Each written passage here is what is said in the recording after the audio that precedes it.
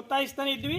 ಕೇವಲ ಪ್ರವಾಹ ಬಂದಾಗ ಬರ್ತಾರೆ, ಅವರಿಗೆ ಒಂದಿಷ್ಟು ಆಶ್ವಾಸನೆಗಳನ್ನು ಕೊಡ್ತಾರೆ, ಗಂಜಿ ಕೇಂದ್ರಗಳನ್ನು ತೆಗಿತಾರೆ, ಆ ನಂತರ ಮತ್ತೆ ಪುನಃ ಅವರನ್ನು ಕೈ ಬಿಡುವಂತ ಪ್ರವೃತ್ತಿ ಇವತ್ತು 70 ವರ್ಷಗಳಿಂದ ಈ ದೇಶದಲ್ಲಿ ನಡ್ಕೊಂಡು ಬರ್ತಾ ಇದೆ. ಆದರೆ ಈ ಸಾರಿ ಏನಾಗಿದೆ, ಪ್ರತಿ ವರ್ಷದಲ್ಲಿ ಆಗಿರುವಂತ ಅನಾಹುತಕ್ಕಿಂತ ಈ ವರ್ಷ 2 ಪಟ್ಟು ಜಾಸ್ತಿ ಆಗಿದೆ. ಹಾಗಾಗಿ ಜನ ಸಂಪೂರ್ಣ ಇವತ್ತು ತತ್ತರಿಸಿ ಹೋಗಿದ್ದಾರೆ.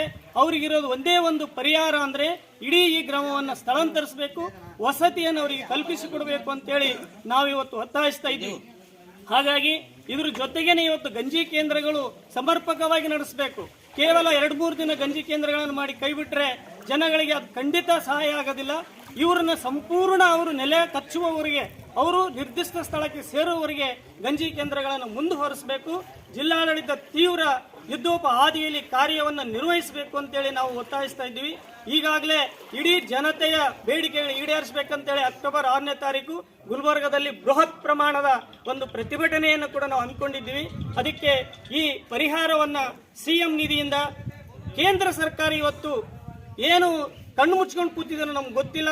ಕೇಂದ್ರ ಸರ್ಕಾರ ಕೂಡ ಇವತ್ತು ಕಣ್ಣು ಹರಿಸಿ ಸಂಪೂರ್ಣ ಪರಿಹಾರಕ್ಕೆ ಅವರು ಬದ್ಧರಾಗಬೇಕು ಅಂತೇಳಿ ನಾವು ನಮ್ಮ ಪಕ್ಷ SUCI socialist unity centre of India ಮೂಲಕ ನಾವು ಒತ್ತಾಯಿಸ್ತಾ ಇದ್ದೇವೆ.